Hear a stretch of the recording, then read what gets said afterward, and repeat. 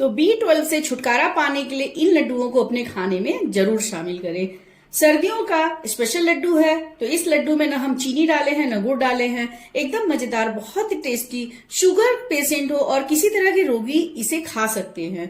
पुराना सा पुराना सर्वाइकल है, माइग्रेन है, सब दूर हो जाएगा। कोलेस्ट्रॉल है, सभी इससे ठीक हो जाते हैं। सर्दियों में इस लड्डू को बनाइए और पूरे महीने तक इसको खाइए। और तो इस शानदार लड्डू को मेरे विधि से बनाइए, कम से कम इंग्रेडिएंट्स और बहुत ही बेनिफिट है। तो इस लड्डू को आप जरूर बनाइए। चलिए देखें। गैस पे चढ़ाए एक पैन और हम डालेंगे हमारे रोस्टेड चने। चना ऑलरेडी रोस्टेड है, इसको केवल हमको हल्का सा भूनना है ताकि क्रिस्प हो जाए और अच्छे से पीसे। जोड़ों के पैर में मजबूती लाने के लिए चना बहुत ही जरूरी है। बढ़ती उम्र में जब हमारे पैर कमजोर होने लगते हैं तो हमें चना जरूर अपने खाने में शामिल करना चाहिए। कोलेस्ट्रॉल को कम करता है, शुगर पेशेंट के लिए भी बहुत अच्छा है। तो इसलिए हमें चना हर बीमारी से दूर रखता है, ताकत देता है। तो इसलिए चना, तो चना अब हमारा हो गया। अब इसको हम एक बर्तन में खाली कर लेंगे। सेम पैन में हम डालेंगे मखाने और इसमें हम कोई घी कर नहीं है, हम ड्राई ही रोस्ट करेंगे सब कुछ ना। तो मखाना देखिए बहुत अच्छे से क्रिस्प हो गया है। अब इसको भी हम खाली कर लेंगे। सेम बर्तन में हम खाली कर रहे हैं। अब हम पैन में डालेंगे थोड़ा सा देसी घी और आधी कटोरी हम डालेंगे बादाम। और बादाम को भी हम बढ़िया अच्छे से भून लेंगे क्रिस्पी होने तक। और बादाम के गुण का क्या कहना, आपको पता है कि बादाम में कैल्शियम बहुत होता है और विटामिन ई बहुत है, जो बालों के लिए, स्किन के लिए, सबके लिए बहुत अच्छा होता है। हमारे जोड़ों के लिए, हड्डियों के लिए बहुत बढ़िया होता है। सर्दी में हमें बादाम जरूर खाना चाहिए। हमें बादाम भिगो के डेली खाना चाहिए। सर्दी के दिनों में इसका कुछ न कुछ हमें लड्डू जैसा कुछ बनाकर जरूर खाना चाहिए। तो जब हमारा बादाम आधा भून जाए तो इसमें हम डालेंगे 10 से 15 काजू के टुकड़े। क्योंकि काजू बहुत जल्दी भूनता है तो हमें काजू थोड़ी देर में डालना है। तो और काजू भी हमारे स्वास्थ्य के लिए बहुत अच्छा होता है, पर इसे हम बहुत ज्यादा नहीं डालेंगे। तो अब हमारे काजू और बादाम दोनों अच्छे से रोस्ट हो गए हैं, मतलब ये क्रिस्पी हो गए हैं। तो हम गैस बंद करेंगे और इसको भी हम सेम पैन में निकाल लेंगे और रख देंगे इसको ठंडा होने के लिए। अब हम इसमें ना चीनी डालेंगे ना गुड़ डालेंगे, हम इसमें डालेंगे खजूर, डेट्स ज्यादा होता है और ये हमें हमारे शरीर को गर्म रखता है। तो इसलिए हमें अपने खाने में से जरूर सर्दियों में शामिल करना चाहिए। और इसमें बिल्कुल पानी नहीं डालेंगे, इसमें हम डालेंगे 1 चम्मच देसी घी और इसको हम मेल्ट करेंगे।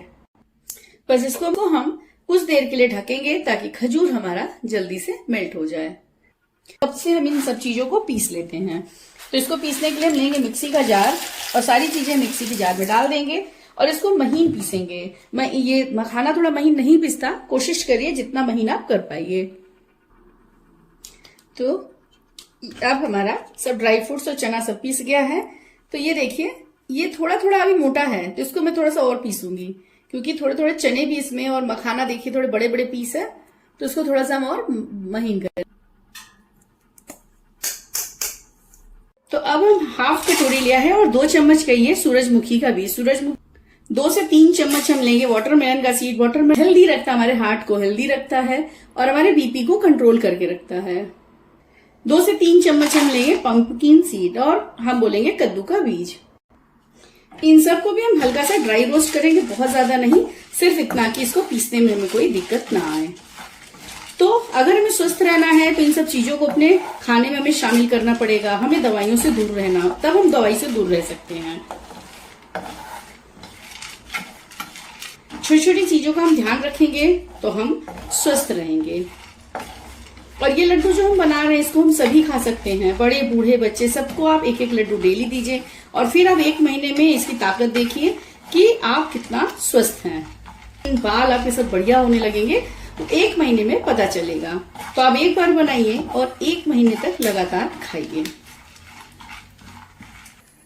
तो अब ये सारे बीज हमारे अच्छे से सीख गए, हम गैस बंद कर देंगे और ठंडा करेंगे इसको।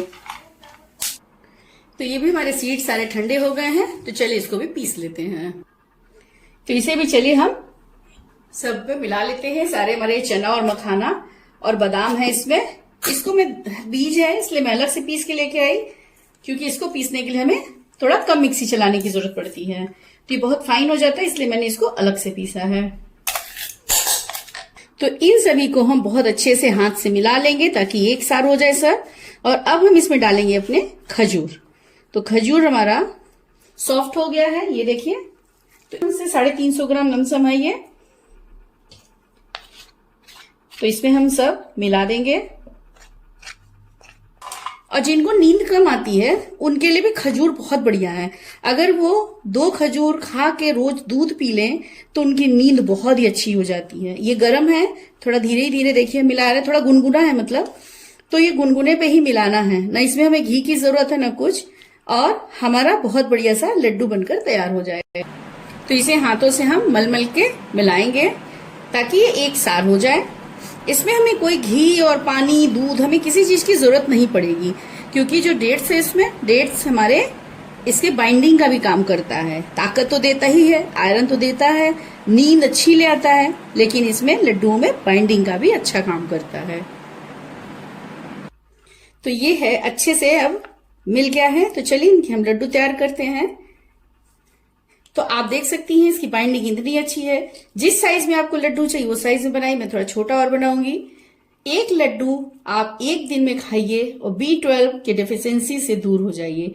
आप 1 महीना लगातार आप खाइए, सबको खिलाइए, घर में बड़े बूढ़े बच्चे सबको खिलाइए, और फिर आप इसको देखिए कि इसमें हमें कितना फायदा ये हमें दे रहा है।